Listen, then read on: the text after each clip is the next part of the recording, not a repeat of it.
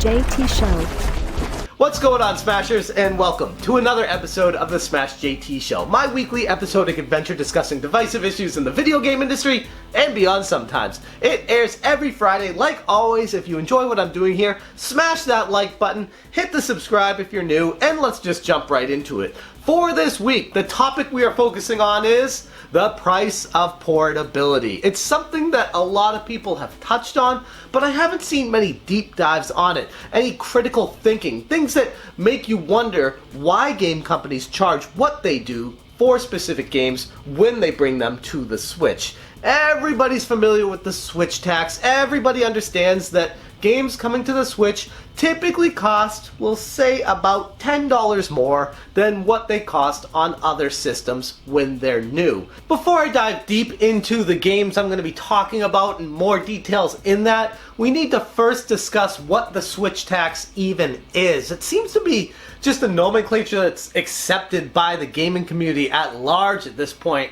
But if we dig deep and look underneath what the Switch tax truly is, it's basically charging the customers for the actual cartridge instead of what it costs to make a disc, because cartridges cost more money than discs to make, apparently. Nintendo is extremely secretive as far as how much it costs these companies, these publishers, to buy the cartridges. They don't tell what the price difference is between the 4 gig carts and the 8 gig, 16 gigs, and what the difference is between all of those.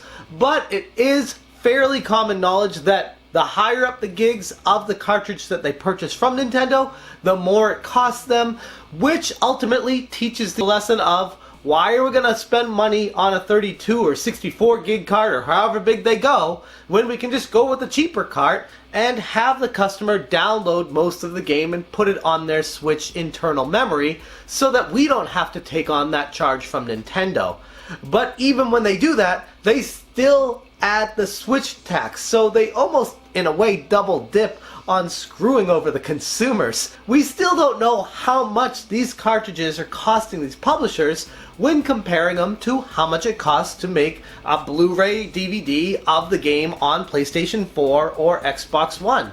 There is a difference, and clearly it is cheaper for the discs, but we don't know how much cheaper it is. With that out of the way, let's dive into some of these games and why it's accepted by most consumers to spend more money on the Switch. Yes, there's a physical reason why, because the cartridges typically cost more than a disc-based system, but it's also the convenience. So on top of the cartridge, they're selling the convenience of these, and they know people will pay a premium for the ability to play the games on the go. This is focusing mostly on ports, because typically Switch games all retail at $60, unless they're not a full AAA title, then maybe they'll be less than that. But for the most part, with ports coming to the Switch, they'll be about $10 more than coming to the PlayStation 4 or Xbox One.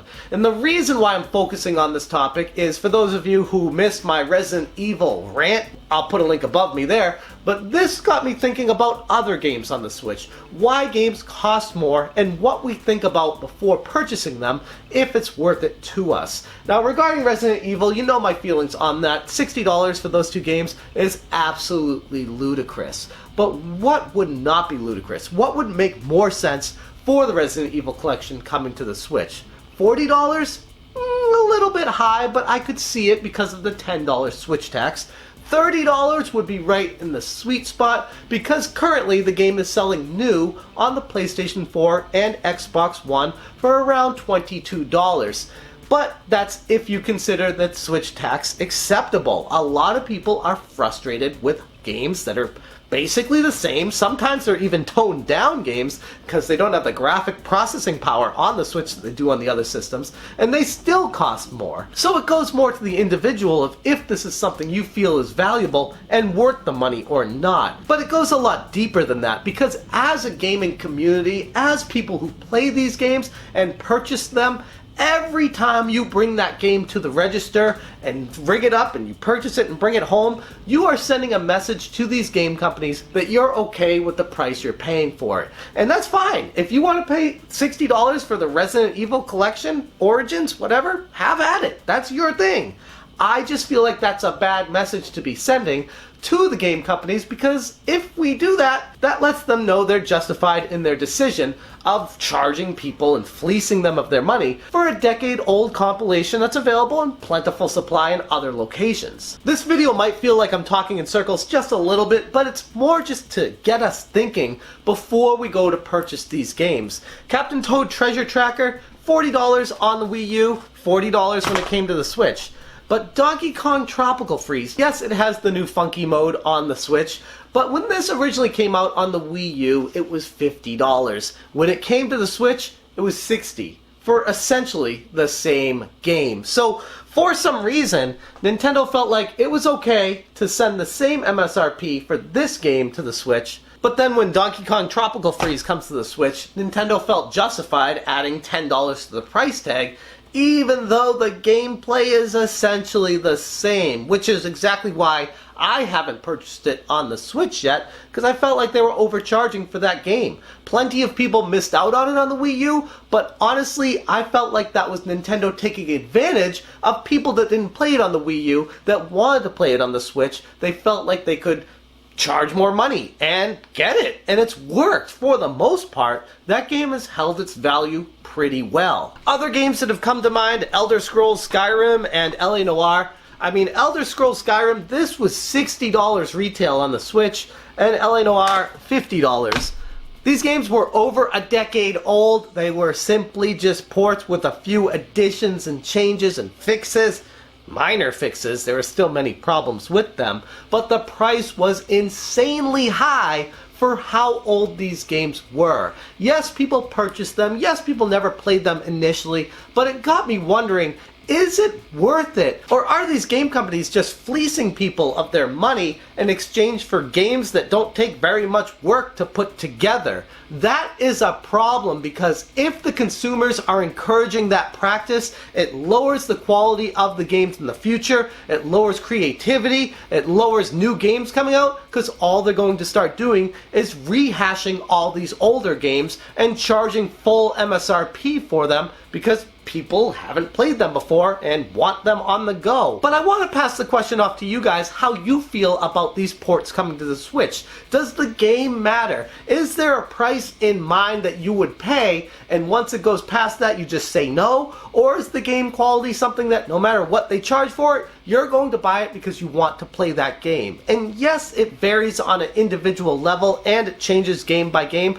but I'd be very interested on where you guys stand on this entire situation on the whole. As far as me, I was thinking about a really off-the-wall question, but I want to throw it in here because it does touch on the topic, and that is Link's Awakening being remade on the Nintendo Switch. And I was asking on Twitter what people thought about what it should cost and what you'd be willing to pay for it, and a lot of people are saying, based off the graphics and the overhaul that they've done on the game, it doesn't look like they put much work into the graphics, that it should be a $30 game.